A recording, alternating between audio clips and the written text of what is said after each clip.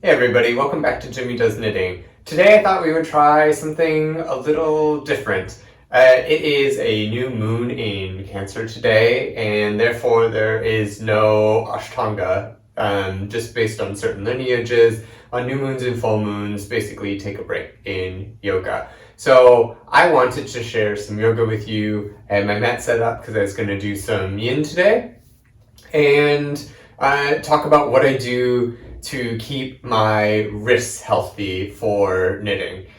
I am actually a yoga certified teacher. I have a 200-hour teacher training that I did a couple years ago. I don't really teach a whole lot, but I do practice quite frequently. And I frequently practice Ashtanga or Mysore, which is a set series of sequences, a set sequence of moves that you just go through and you learn, and there are 6 different series of that.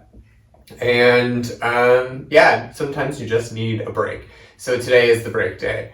What we're going to do is just go over my regular wrist routine. There are other things to do to stretch the wrists, to help you support yourself with knitting and all of these other things, but this is just what I do. So I figured I'd film it and then get on with my practice, and you guys can get on with your life. So it's going to be a super short one today.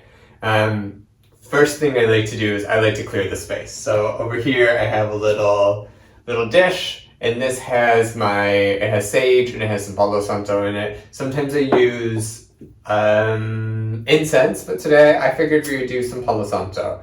And this makes the room smell good. It makes things, it's supposed to be like an energy, fluffer upper, basically. And what you do is you just wave it around. It's supposed to make things nicer and quite, fresh. I really like the idea of just having smells. It's supposed to clean your aura, all this sort of thing. So I would recommend Palo Santo, but you can use whatever you want or whatever is available. Sage is also a good one. There are a bunch of different types of sage that's also good for cleansing. But we're doing this and we're talking about knitting roughly. So what I like to do is start with my wrists. And typically what I do is I sit down on my heels. And there are a couple ways that you can do this. It's typically called hero pose. Let me show you what I mean. I usually sit like this. Now this stretches the front of my heels, which I think is very good. If you cannot do this, you can take a towel and roll it up. This is my blocking mat towel, and you can put that under right here on your ankles, and a lot of times that helps. Sometimes if the knees are painful, you don't want painful knees, you can take a block like this and put it on the lowest setting, highest setting. You can take multiple blocks and sort of straddle it. Make sure your knees are pointing forward so you don't have any weird angles. You want the joints to be nice and healthy. I'm going to go back down onto my heels. And the first thing I do is I clasp my hands and I just roll it to one side.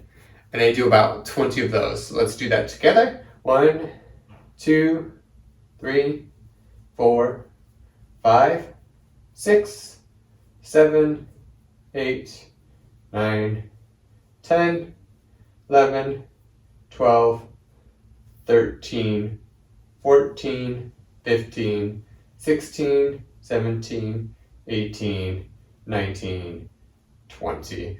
Then I go to the other side. 1, 2, 3, 4, 5, 6, 7, 8, 9, 10, 11, 12, 13, 14, 15, 16, 17, 18, 19, and 20. I don't know if you can hear it or not, but my left wrist clicks a little bit. I broke it a lot as a child, so it's a little bit funky. So that's another reason why doing these warm-ups is really good.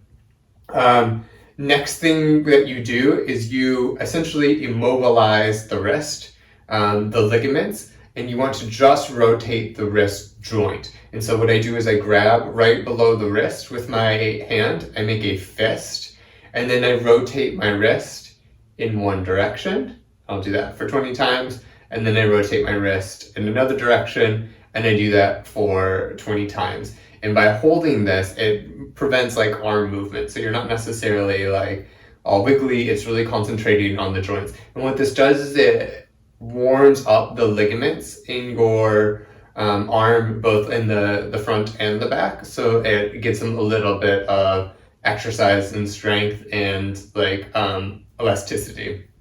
So let's do that together. I typically do my left hand first, so let's do that.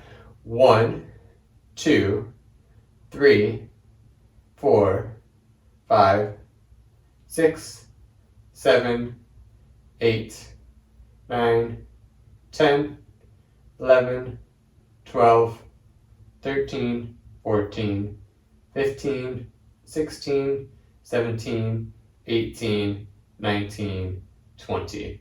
And the other side, 1, 2, 3, 4, 5, 6, 7, 8, 9, 10, 11, 12, 13, 14, 15, 16, 17, 18, 19, and 20. Let me face you for these. So I'm now taking my right hand, my left hand goes below the wrist, and I rotate it 1, 2, 3, 4, 5, 6, 7, 8, 9, 10, 11, 12, 13, 14, 15, 16, 17, 18, 19, and 20.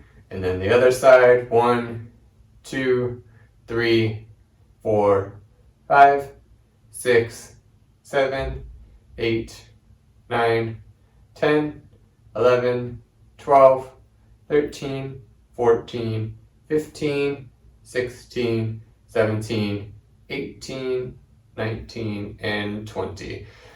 Another thing I do is I flex my hands. So it's probably best seen like this.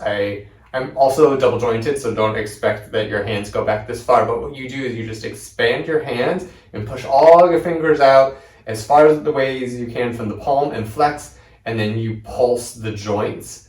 And this really helps strengthen things and like gets a bit of a different vibe. So I do that for 20-ish. So let's do that together. 1, 2, 3, 4, 5, 6, 7, 8, 9, 10. 1, 2, 3, 4, 5, 6, 7, 8, 9, 10. And so here's a point: if you want to add on other wrist exercises or something like that, you can do it. There are more, I just typically don't do them, and I'm just showing you my routine. Now, the next thing I do is I really go for the stretch of the inner arm right here. And the way I do that is I turn over to the side and I tuck my toes under. And what this accomplishes is it helps stretch the meridian. So a lot of us knitters sit a lot and don't use our feet necessarily, and this is a good way to engage them. The meridians are energy lines that go, a lot of them end in the toes. If you're not so much of these hippie sort of things, it's really like your nervous system, your the lines of the nerves, what are they called? Anyway, like the meridians map onto your nervous system, and there are a lot of nerve endings in your toes as well. And these connect to things that like primarily talk to like your liver or your heart or various other things. And so it's really good to stretch the back of your feet and specifically curl your toes with things. So I like to incorporate that into my thing. And then what I do is I take my hands, I put them down in front of me, and then I rotate my wrist all the way back.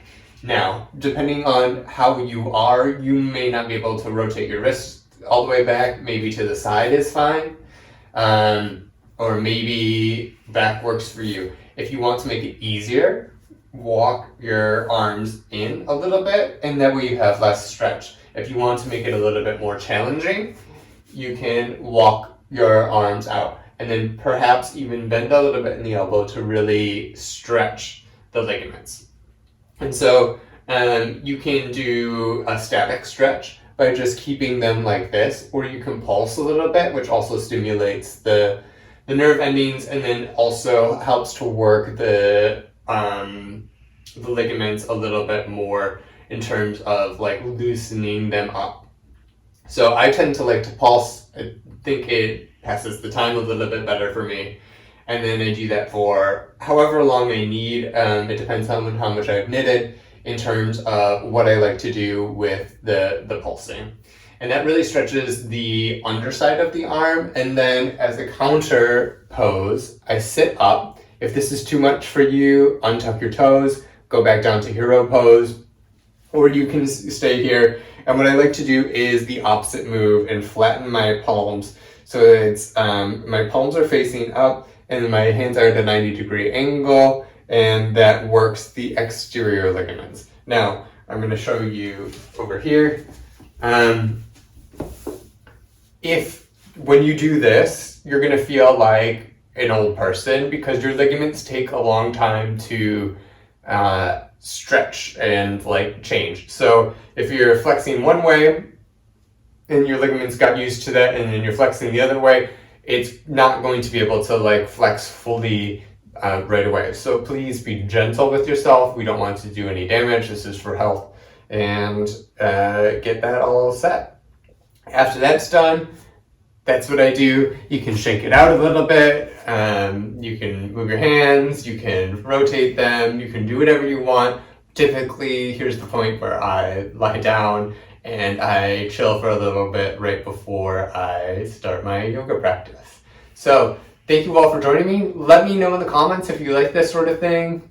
Maybe, maybe not. I don't know. Yoga is my other passion aside from knitting, and I'd be curious to see if we could combine these or not. I don't know if it works, but hey, let's give it a try. And so I'll talk to you later. Bye.